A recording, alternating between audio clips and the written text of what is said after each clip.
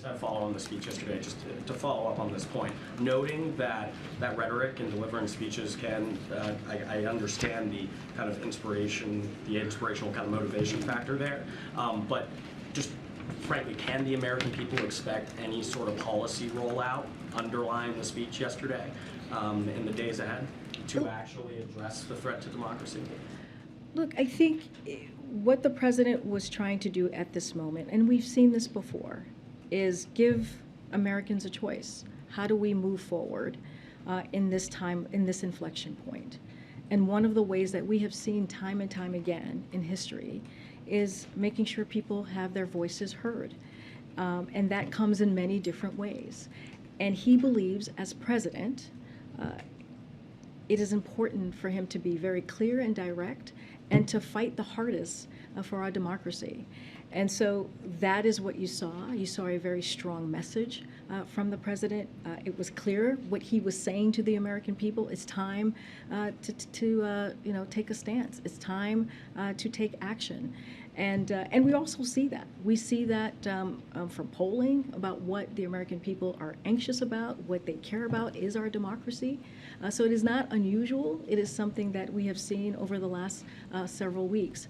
And so, the president's going to continue to have those conversations, and he's going to continue to make sure that he makes that clear. Well, what's the administration's action besides telling people to go vote?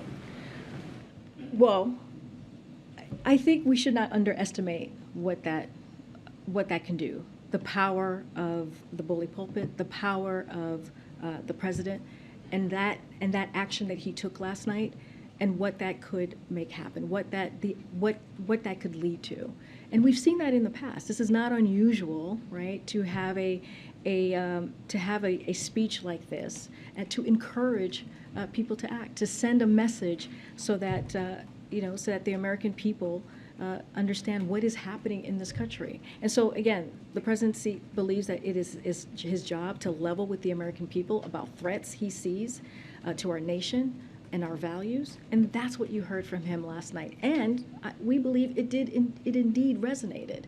And so again, this is something that he's going to continue to do. It is a powerful message that was delivered by the president. I'm going to continue. Go ahead, Joey. Yeah, thank you, Karine.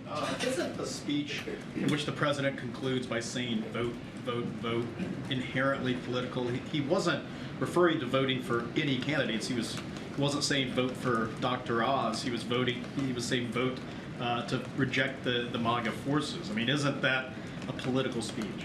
We don't think it's a political speech. When I was here yesterday, I actually said that he would mention voter participation and getting folks out there to make your voices heard. I said that at the podium yesterday when I was asked what this speech was going to be all about.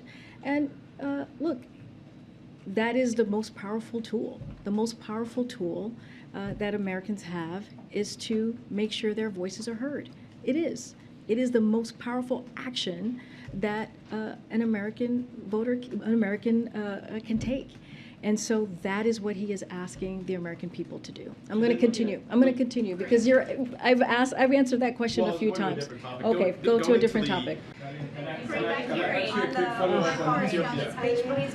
I'm not sure if I have any more on Ethiopia. Go ahead. So President Biden laid out last night the problems that the country is facing: divisions, extremism, polarization.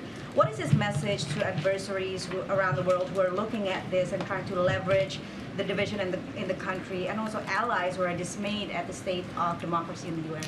So it's the same message he has sent to the world since before January 6th about sacrosanct democratic norms and the importance of standing up for democracy as authoritarianism rises around the world.